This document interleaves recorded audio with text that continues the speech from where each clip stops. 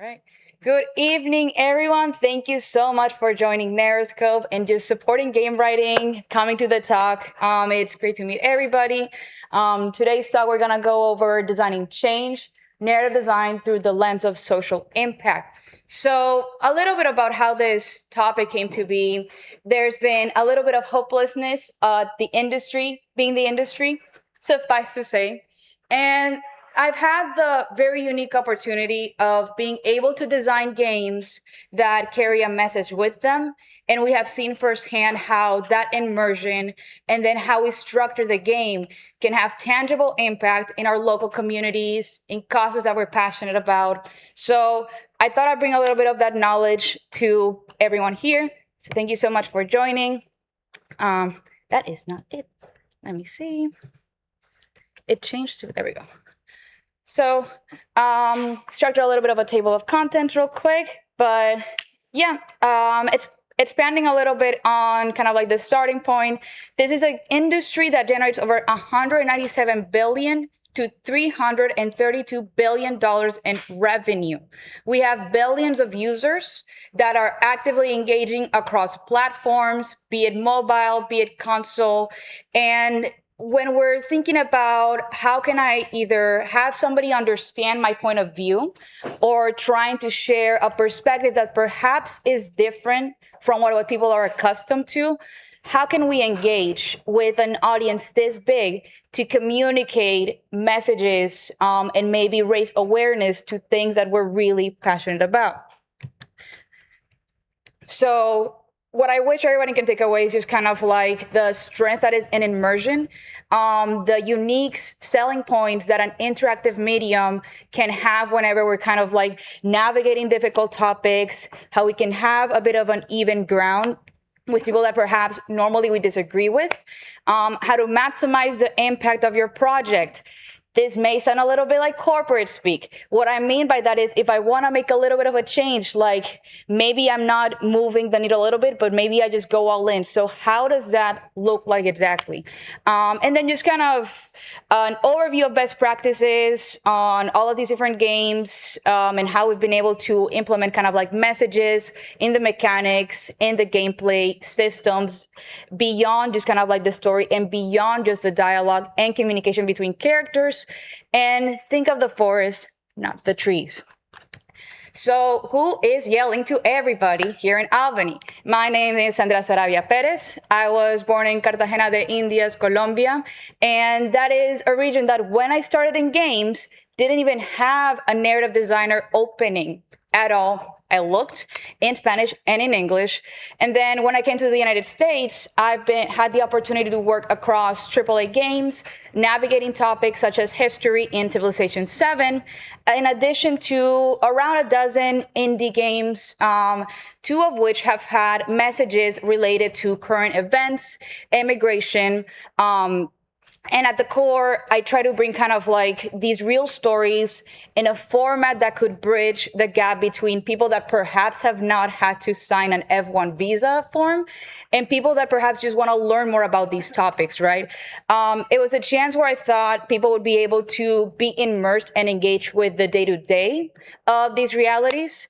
And currently, I run Atrium Interactive, where we're contracting with a number of indie and AA studios, helping out with narrative and marketing. So I know that this is a conference about interactive media, but I wanted to take a step back and just go over kind of like film a little bit. I'd like everyone to think about maybe the last time that you watched a trailer. Maybe it was kind of like in a show, maybe it was a halftime show at a match, and you were being presented a story. You are witnessing the story. Maybe if you're watching it from a theater, you are sitting and watching the events unfold in front of you in this format. There's a lot of exposition that is carried through the visuals, but because you are witnessing, you're not experiencing. And by not experiencing and not actively engaging with kind of like the stories that they're trying to bring awareness of, then you wonder, well, that's really sad. I'm so sad that that's happening, and I'm glad that they have a visual, call it a ad or what have you, or even a billboard showcasing these horrors. But what can I do about it? And so you are left with kind of like these feelings, and there's no clear action or what you can take from what you have witnessed and into something proactive. Whereas with games, the player has agency, and the player is able to have all of us raise your hand if you've played Venba, for example. So a couple of you have played Venba, where when you're playing Venba, a lot of us in this room are not a middle-aged woman from Tamil, India. And that's okay, but we are able to engage with how she views the world, how she cooks, how she identifies ingredients, how she reads her family recipes. And that allows us to gain a perspective that we otherwise would not have had the chance to, were it not for the format of the games, allowing us to engage with kind of like those experiences.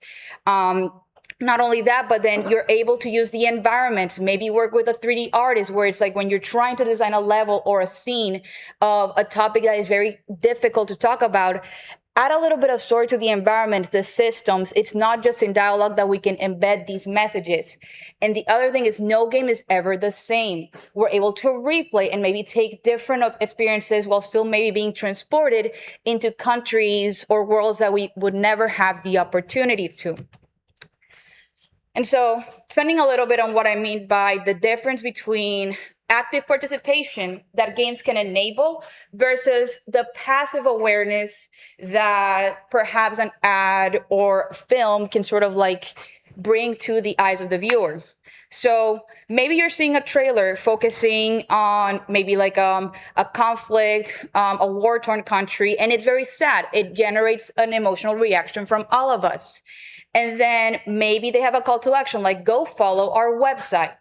And then as a user, you then have to go into the website, find out which button is for giving money to the cause, which button is to follow them and support them.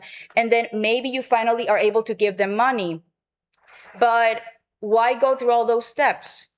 Because that means that there have been ads of very important issues that are very relevant to America.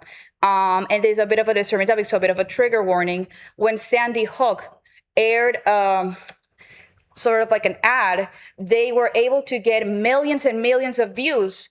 But when you see how much money they raised, not every single viewer was giving money to the organization, because there's all of these extra steps and additional steps that people who want to take action need to jump through in order to help these causes. So there is no one size fits all for how to structure any game that you wish to have like an action.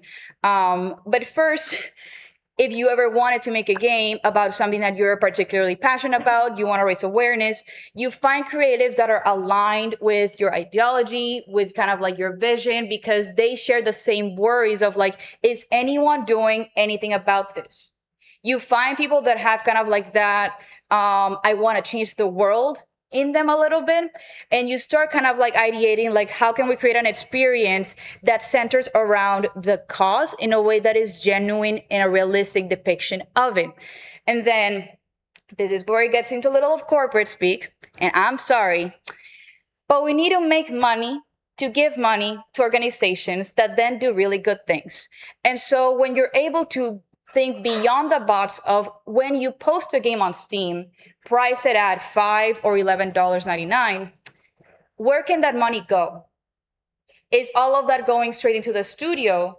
Can we have a percentage of that going into nonprofits? Can we partner with nonprofits and then redirect that money into a tangible cause where people that are directly on the ground helping these causes can find the resources and the capital to grow the organization, grow their resources, and implement them into a strategy that is directly changing their purview. So when you publish these games and where you're kind of like looking and see, how can I redirect all of these resources into something that is tangible, please try to embed things like either in a QR code or something that is easy for the user to redirect their attention to. This is very much a marketing term, but a call to action is something that needs to be present maybe at the end of the demo. Maybe you have kind of like flyers, or maybe you have like posters where people can scan a code and then directly fund whatever cause you wish the money to go to. But what is key above all of this, we are all storytellers. We're not the only storytellers. Our communities, people that feel like you are doing something good, want to tell the stories that you are doing. So knowing how to tap into building those communities and building out those champions that can advocate for your project means that you're saving on a marketing budget because people are doing the marketing for you. So just something to consider, right? All right. So where to begin with kind of like a problem. And this was a little bit of a grim discovery, but we have done a lot of research on the lack of attention that we are able to retain nowadays. We have only 47 seconds, if that, to be able to hook somebody's attention and have them kind of like pay attention to what it is that we want them to look into or be aware of. And so we have gone from 2.5 minutes of attention to 47 seconds. That's very grim. When information is not packaged in a way with either a clear call to action, a visual hook, or something that catches people's attentions, then you are losing out on people that perhaps want to help out your cause, but are too busy doom scrolling. So there's also kind of like the question of, do other people care about what it is that I'm building? Do other people care about this cause? And I don't fault anyone for caring a little bit of cynicism, especially after the horrors that everybody has been through. But there has been like a very positive shift of just kind of like how there's kind of like a focus on having mission-driven communities. People are trying to find others who are asking the same question that we are. It's, do other people care? I was asking the same thing, and you find solidarity and camaraderie in people that are sort of like also echoing the same worries. And it's key to remember that whenever somebody has wrapped up their workday, or maybe they're going to a commute, they want a sense of connection to the material. They want to escape their realities at times, and they want to be able to express a little bit of empathy. An asterisk as most. Not all people are good people, but to those that are, we can build experiences that sort of like tap into what they are looking to connect with. Leveraging media, particularly interactive platforms such as video games, holds transformative power in cultivating empathy.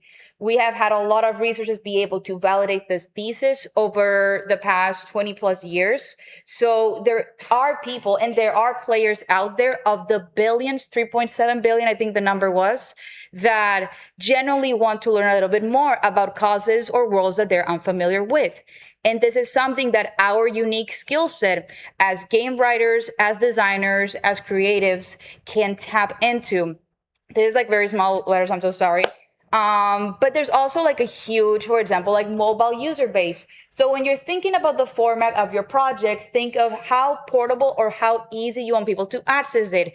Do you want people to be able to access the story while they're on the go, maybe for like a short gameplay loop? So when you start thinking about also who is your target audience, what platform is that audience in, and can you build a game in that platform to connect with them as soon as possible, right? And there's a lot of benefits to kind of like interactive media, where especially if we look at the mobile user base, which the age groups are a little bit higher in, you can enhance cognitive health, it reduces stress and anxiety, it improves hand-eye coordination. Like, you can create games for good that are also good for the health of the users. So when it comes to how to leverage media to be able to kind of like generate change, when you build out a community so that other people can collaborate alongside you, you are able to then find, again, like your tribe, your people, like people that are also connecting with kind of like the materials. One of the examples that I wanted to showcase was earlier this year, UBW-CWA, we created the Union-Made Game Jam. And so in that, we were able to find other people that were interested in labor, interested in kind of like these topics, and a lot of developers that felt like there's all these layoffs happening. I'm feeling a little bit hopeless. Like, what can I do? Like, is there anything that I can do to help? And being able to create while people are between jobs, while people are getting rejection after rejection, and creating something that is a topic that we're all passionate about, brought a lot of relief and a lot of joy to the people that were able to just have that creative outlet amidst the job search that they were navigating. Additionally, we were able to show these games at GDC this year, and that activation showed that people would sort of like sit down, play the games that were made, and that gave an opening to kind of give them like, hey, would you like to talk about our Lord and Savior, the UVW Union? And so being able to just have that conversation while they were engaging with kind of like the content in an interactive way was very fruitful, and it made for like a very just kind of like amazing GDC where we took pictures, we had fun, and we were able to just share horror stories throughout that booth all the time.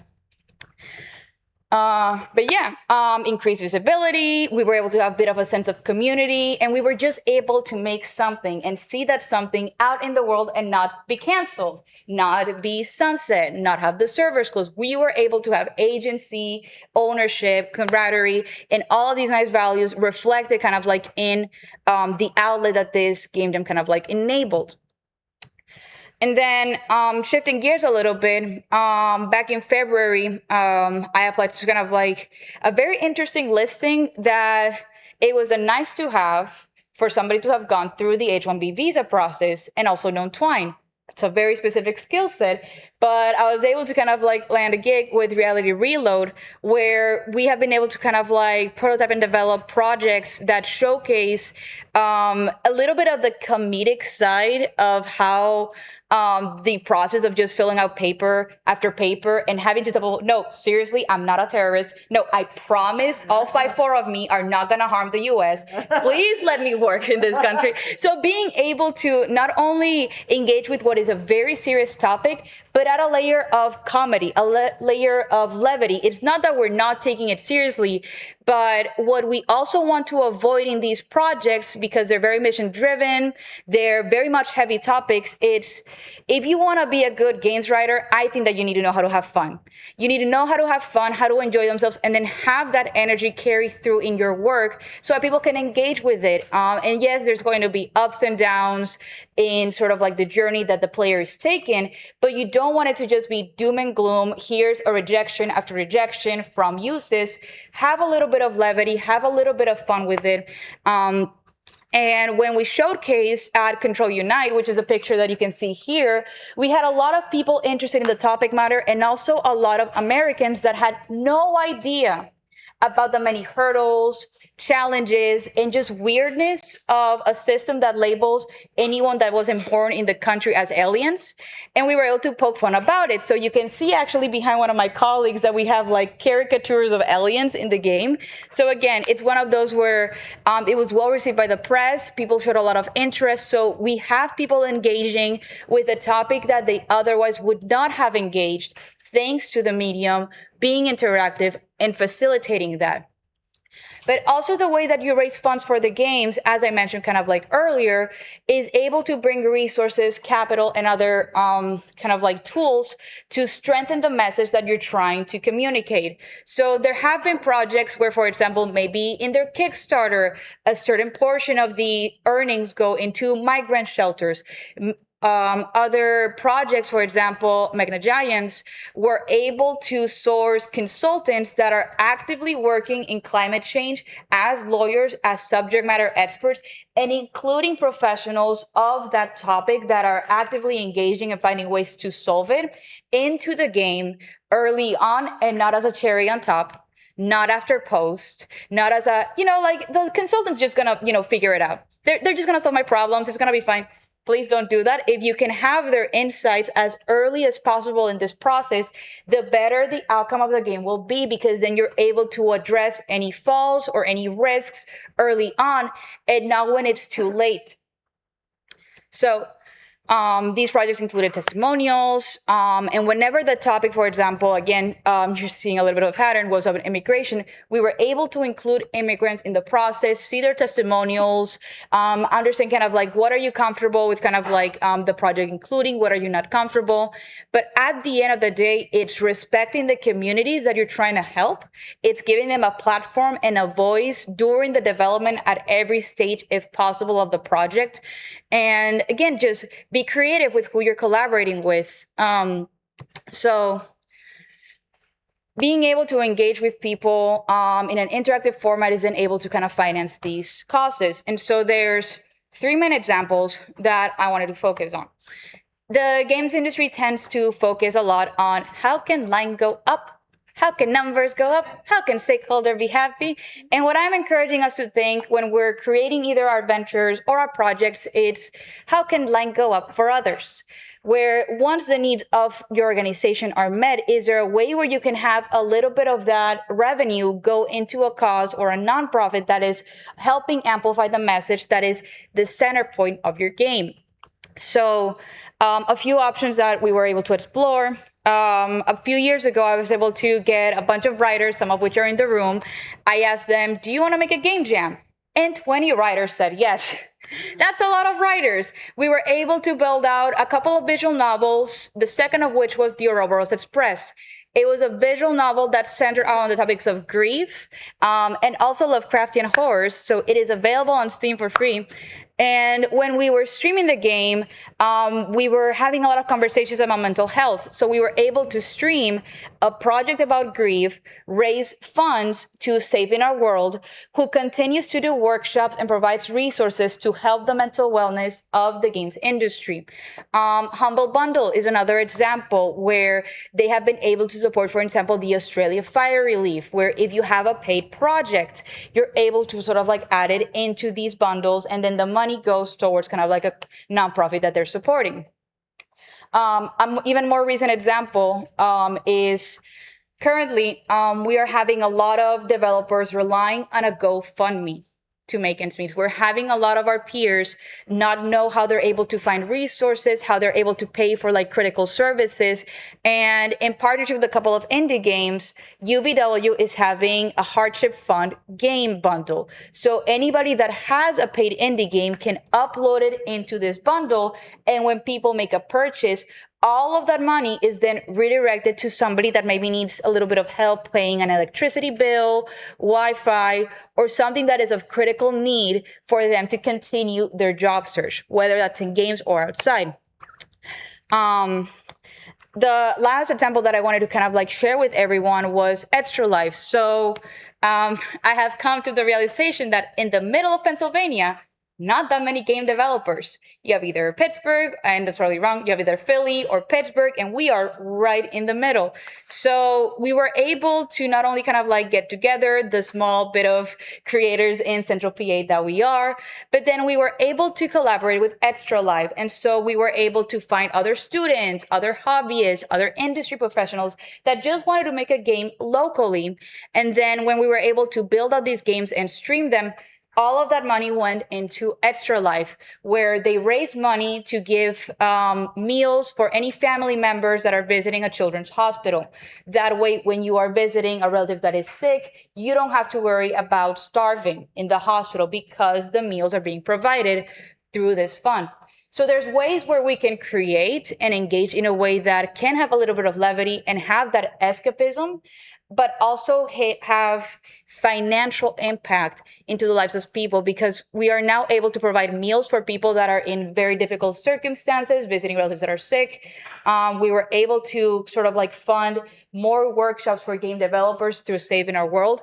And frankly, like both with Small On Studio and then also the Central PA game devs, we weren't making any money off of it. We just had a lot of people that really wanted to make a little bit of change in their local communities, and we were able to capitalize on that and be able to create something that then had financial impact. The root of the problem is strategic, not simply financial. Many studios will treat funding as a single event, a dramatic moment when the money arrives. And it's not just that one time. This can be reoccurring because, and NarraScope might be aware of this, sponsors are kind of like not giving as much as they once did. And so when you're able to find either a cadence where you can create in a way that's reoccurring, that means that your cause, your organization is receiving resources on a regular cadence and not a one-off, here's $2,000. But many, many times to be able to continue providing those services and those resources to anyone that needs it.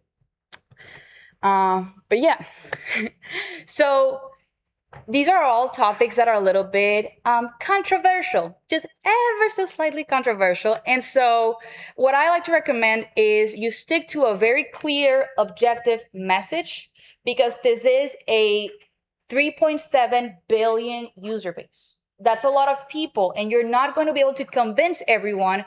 But as long as you're able to stay true to kind of like your core message, you are going to reach the right people that want to help your cause across. And always, always keep the line of communication between your project and community open. Share exclusive details, make them feel engaged, like they are a part of the change just by supporting you, maybe through a Patreon, maybe to kind of like a Discord server. Just people giving feedback and seeing that you are putting it into the games makes them feel valued. And then I repeat, you don't have to spend a bunch of money on marketing, because they like feeling good about helping and they want others to feel good. So they spread the word, and you don't have to do that. You need to also be comfortable with ensuring that team members are okay with public facing materials. There was a while where I communicated like, I'm not sure if I'm okay kind of like being the face of these projects, just because sometimes there is a risk that is tied to this. There are people that can potentially target anyone working in these topics or in these projects. So make sure that whoever you are working with has clarity on what their boundaries are with public facing material, even crediting practices. That is something that you have to be mindful of when creating these projects.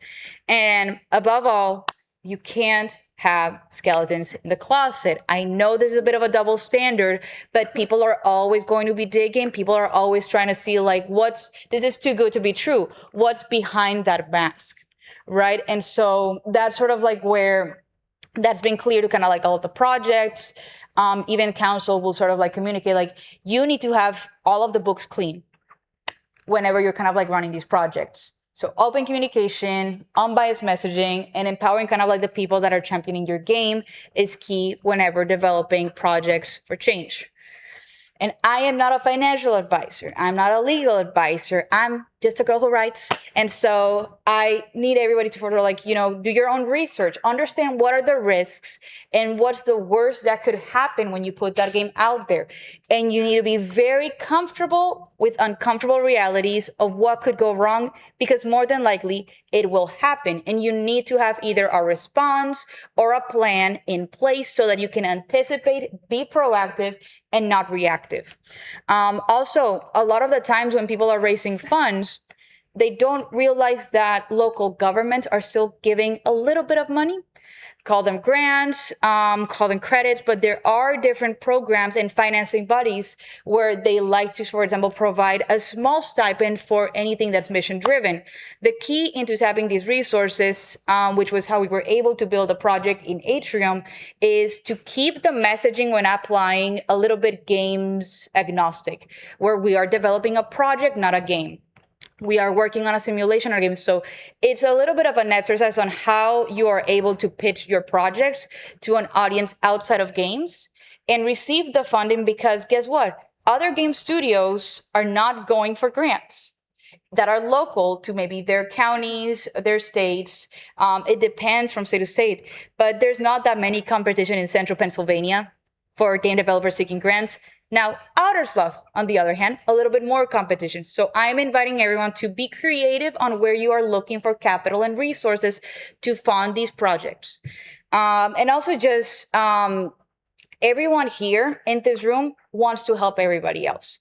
Everyone has somebody that they know, maybe they have an in, maybe they have a lead, and they want to help. So it's okay to ask for help if you know the person. It's okay to be able to be like, hey, I saw on LinkedIn that you're connected with so-and-so. Would you be able to make an introduction? Because a warm referral can make a world of a difference when you're trying to access this capital. And then what I mean by think of the forest, not the trees, is what type of change do you want to see from your projects? Like at a larger scale. Do you want the impact to be local? Do we want to maybe focus on a nonprofit that is specific to your neighborhood? Or are you able to think a little bit beyond that? Are you able to think about at a macro, like how can you change? How can you impact at a wider scale? And then how can you accrue these resources, allocate them to help maybe your local or even the global community? And it's okay to pivot and change as long as you have a clear mission and objective in the long run. So to summarize, Make sure that the journey of the player is clear, accessible, and easy to navigate so that they know how to best support you and the cause that you're bringing awareness to.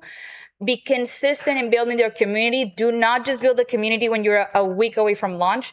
It's a constant effort every single day, responding to messages. And if you need to delegate, do so, but you can't neglect the people that actively want to help you and promote your projects. And again, do as I say, not as I do. Delegate, delegate, delegate as much as you can, because you can't change the world on your own. You need to have a team. You need to have people that you can trust, and you need to have people that can take a little bit of a burden off of your shoulders so that then you can do whatever it is that you are best. So thank you, everybody, for coming to the talk. I hope we have time. Okay. We got 15 minutes. All right. Any questions? Lori? Are you going to Games for Change? Am I going to Games for Change? I'm not sure. I'm thinking about it. I have like 1 foot in, 1 foot out of it, but it's a train away. So It's a train away, and as with this big audience-wise and funder-wise and all those kinds of things that you just put up there, they need to hear. yeah, I agree. Thank you. She said that for anyone in the audience, it's something that people need to hear in Games for Change. The question was whether I was attending. So, great question. CJ? Well, thank you. Excellent presentation. Lots of good, useful information. Beyond funding and capital, what thoughts or suggestions do you have for implementing calls to action that result in community action or outreach? Or I think like Pokemon Go and how that got everybody outside for that one summer that was very popular. Yeah. Take not just the money, but the movement to mobilize the impact. So the question was, how do you have other calls to action, and how do you kind of like take that movement into other ways beyond just give this org money? So I think that it really depends kind of like on your goal that is kind of like in that specific day. Is your goal to engage? Is your goal to raise awareness? Is your goal to, for example, grow an account or a following? So whenever you identify kind of like that goal, then you're able to cater the call to action to it. I think that there's a couple of ways that you can sort of like ingrain a little bit of like a call to action where if you have moments in the game that perhaps land a beat with like a player or have a moment of like pondering, giving them that space or like that moment where it's like, wow, I had no idea, what can I do about it? And then kind of like either funneling their attention to websites, resources, encouraging them to share the resources, encouraging them to maybe show up kind of like in person to kind of like raise awareness. So there's a lot of ways either that you can take that attention and push it kind of like into an in-person setting. You can take the attention and maybe redirect to like, we are going to be at this event, like Games for Change. Please come and support us. So the other thing too, it's like you want to build a following so that people are consistently following those calls to actions and being able to have like a reoccurring something that players can interact with, I think can add a lot of value. But thank you. Anyone else? Yes? I was wondering, we found that some types of calls to action are easier to get people to, for instance, click than others. Like you talked about retention, like the percentage of people who will click on a website and then click on a button on the website becomes dramatically exponentially smaller. Yeah. The question was if I noticed that there's kind of like a drop in kind of like engagement depending on how many steps you add. Absolutely. So that's, for example, where when you're making an announcement, maybe doing like a press embargo, ideally you just have a Steam wishlist page and not first you build out a Discord server and then in the Discord server add everyone, please go and wishlist a game, because then how many people have it muted? how many people are actively looking at the server. And a lot of the people that also want significant change are not always part of that 3.7 billion user base. So then how can you have them engaging kind of like either in pop-ups or maybe like in-person events to have kind of like that action? So the more direct and the less steps you add into that journey, I think that the number of people that kind of like clicked has definitely increased in the projects that we've been on. Big question. Anyone else? Taylor? Having events for groups of people that get started on a project like this, but let's say, just to be really blunt, they're all white and they want to be able to help on like an immigration project or help raise awareness around a community in an area that's not completely white. Is there, you guys have people that want to approach that with you, but you know. Yeah, the question was if there was kind of like any directives where if somebody, for example, is not part of a marginalized group, but they want to help, how do you kind of like balance that? And I think there's kind of like, there's a couple of approaches in that. First, it's one of those where being willing to learn, being able to be an active listener, because some people were like, no, I hear you, and then they don't. So really kind of like sitting and processing what somebody's communicating of their unique experience, and then sitting with it like, wow, I never thought about it like that. Be open to asking questions, and then to the people that are answering the question or the people that are providing the answers, it's on the one hand, I think allies that are actively participating with good intentions should be given the space for it, and also just being okay with people fucking up and being able to be comfortable with like answering those questions, because it's only uncomfortable you think it's uncomfortable, and there needs to be kind of like that bridge, I feel like, from both parties. So as long as there's attention and active listening on one party, and then there's kind of like the openness of sharing from the other ones, then we can have those projects be very visible.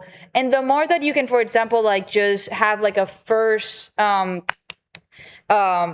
person kind of like resource. So like if you, for example, want to make a game about, immigration, then you're talking with the migrants. You're not looking at research. You're not looking at speculation. You're not looking at social media.